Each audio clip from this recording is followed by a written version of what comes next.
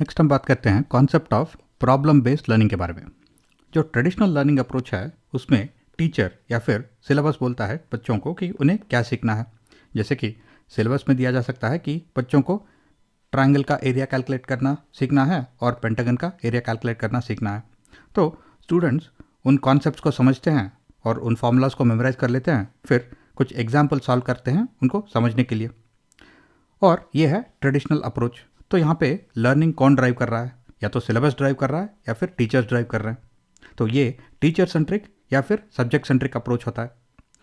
अब problem based learning approach में बच्चों को एक प्रॉब्लम असाइन किया जाता है, जैसे कि इस स्टार का एरिया कैलकुलेट करना है। तो अब बच्चे इस प्रॉब्लम को एनालाइज करते हैं और वो खुद फिगर आउट करते हैं कि यहाँ पे उन्हें क्या करना है। जब इस प्रॉब्लम को एनालाइज करते हैं तो उन्हें दिखता है कि इस स्टार में एक्चुअली 5 ट्रायंगल्स हैं और एक पेंटागन है। इसका मतलब है कि अगर वो ट्रायंगल का एरिया कैलकुलेट करना वाला फॉर्मूला यूज़ करते हैं और इन ट्रायंगल्स का एरिया वो कैलकुलेट करते हैं, फिर पेंटागन का एरिया फॉर्मूला यूज़ करके इस पेंटागन का एरिया कैलकुलेट करते हैं और उन सबको ऐड करते हैं, तो उनको इस स्टार का जो एरिया है वो मिल जाएगा। तो इसका मतलब है कि दोनों अप्रोचेस में स्टूडेंट्स वही सीख रहे हैं, लेकिन इस प्रॉब्लम बेस्ड लर्निंग अप्रोच में लर्निंग स्टूडेंट्स खुद ड्राइव कर रहे हैं।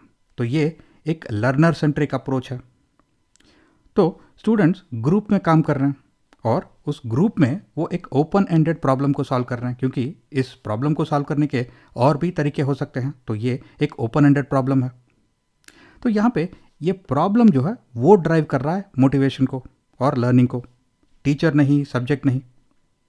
तो स्टूडेंट्स क्या सीख सकते हैं इस प्रॉब्लम बेस्ड लर्निंग अप्रोच से? पहले तो यहाँ पे टीम वर्क हो रहा है, तो स्टूडेंट्स वर्किंग इन टीम्स किस तरह से होता है वो सीख लेते हैं।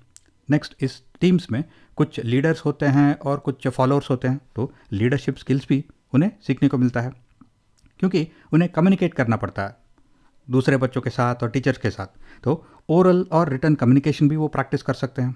फिर ये असाइनमेंट कंप्लीट करते दौरान उनको पता चलता है कि उन्हें क्या मालूम है, क्या नहीं मालूम है, उनका कैपेबिलिटी क्या है। तो यहाँ पे सेल्फ अवेयरनेस भी क्रिएट हो रहा है।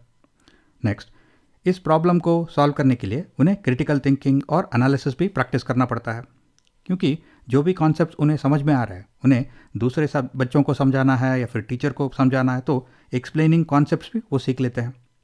फिर जो भी वो थियरी सीख रहे हैं किसी टेक्स्ट बुक से या फिर कोई वेबसाइट पे, वो थियरीज को वो इस एग्जाम्पल को, रियल वर्ल्ड एग्जाम्पल को सॉल्व करने में वो यूज़ कर रहे हैं। नेक्स्ट, क्योंकि वो बहुत सारा रिसर्च कर रहे हैं यहाँ पे, तो रिसर्चिंग एबिलिटी का भी प्रैक्टिस हो जाता है। तो इस तरह से बच्चे बहुत कुछ सीख सकते हैं through problem based learning approach.